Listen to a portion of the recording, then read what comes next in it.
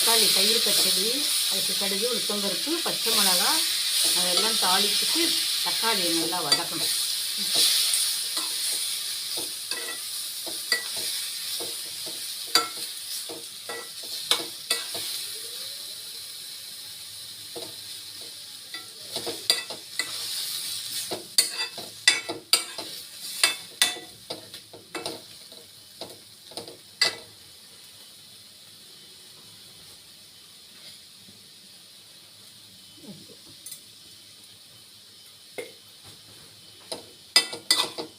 கொஞ்ச நேரம் மூடி வைக்கிறேன்.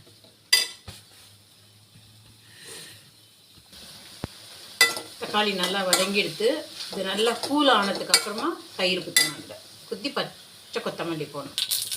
பாகக்காய் ஃப்ரை பண்ண போகிறேன்.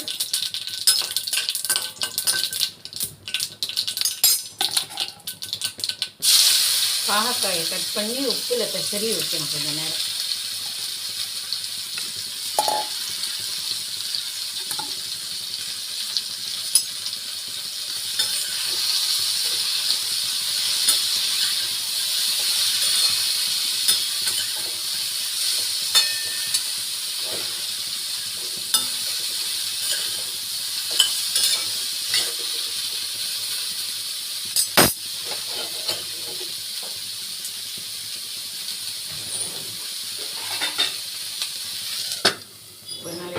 மூடி வைக்கிறேன்.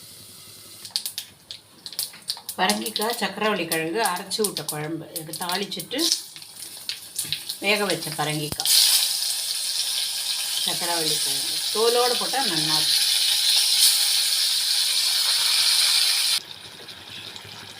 புளி கரைச்சி வச்சுருக்கேன், அதை குத்தணும். இப்போ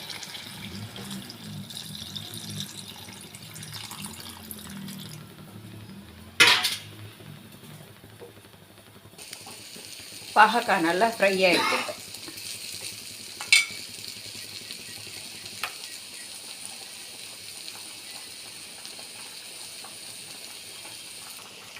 குழம்பு நல்லா கொதிச்சுன்னு இருக்கு. இப்போ அரைச்சி வச்சுருக்கிற உளுத்தம்பருப்பு, மிளகு, மிளகாய், தேங்காய் இது வறுத்து அரைச்சதை அதில் போடணும். குட்டி கலரி விடணும்.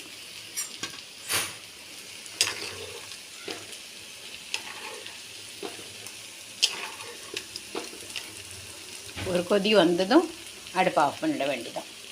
இங்கே தக்காளி ரசம், பாகக்காய் நல்லா ஃப்ரை ஆகிடுது.